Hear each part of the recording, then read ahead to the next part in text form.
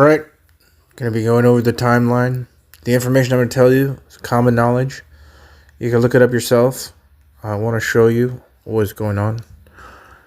The year 457 BC. Okay, that's important to remember. 457 BC is significant in the Bible because it marks the date of a decree from King Artaxerxes of the Persian Empire, which authorized the rebuilding of Jerusalem. This is when the 70 weeks began. Most people know this.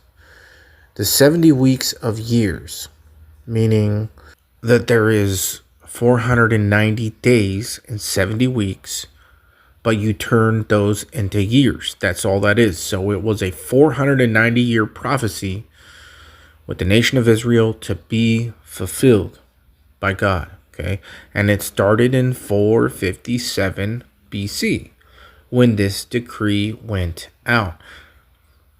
Everything I'm showing you guys is so simple with mathematics that I'm so surprised that so many people are deceived on this.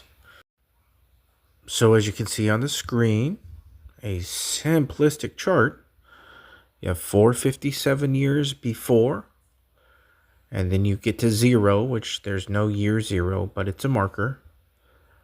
And then you add 26 years. 26 AD is when Jesus' ministry began. Now let's do the math. Add 457 plus 26. So we have 457 years BC from when the decree went out, plus 26 years AD to when Jesus begins his ministry. And we have exactly 483 years. Exactly 7 years shy of the 490 years.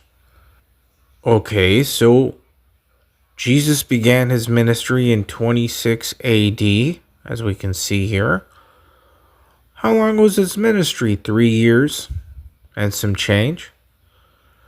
So, what year was the cross from 26 AD?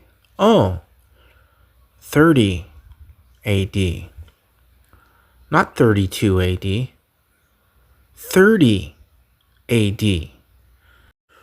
And the 3.5 years that Jesus preached in his ministry counts on the clock towards the 70 weeks. He was fulfilling prophecy.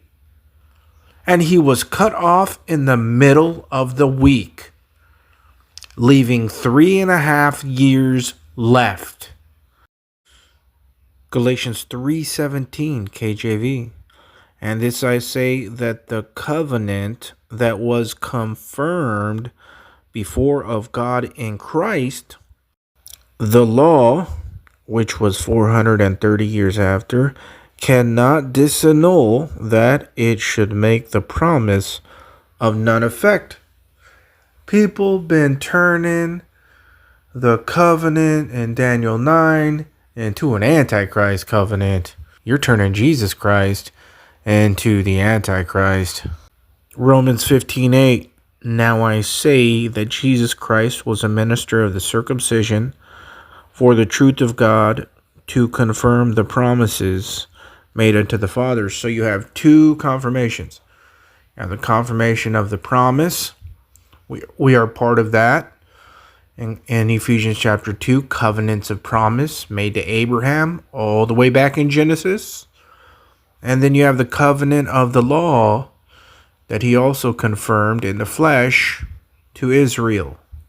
So I just showed everybody here with simple mathematics, basic knowledge, easy peasy. The truth, you could accept it or reject it. The wrath of God is about to begin. It's going to be from 2026 to 2029. It will begin at the Rapture. And Christ comes back in 2029 on the Shmita year. Every 7 years is a Shmita year. And it is called the year of release. And a Jubilee always coincides with the Shmita. So every 7 years is a Shmita, a 7th year, the year of release. And it takes 7 Shmita years, which is 49 years, to make one Jubilee. The Jubilee is always on the Shmita years. Okay, 2029, 2030 is the end. All right, and God cuts the time short. That's why it's not 2030 that he's coming back. It's 2029 on the year of release. All right, in 2030, new beginnings for the earth. Kingdom will be going as Christ ruler on earth. And that's the truth.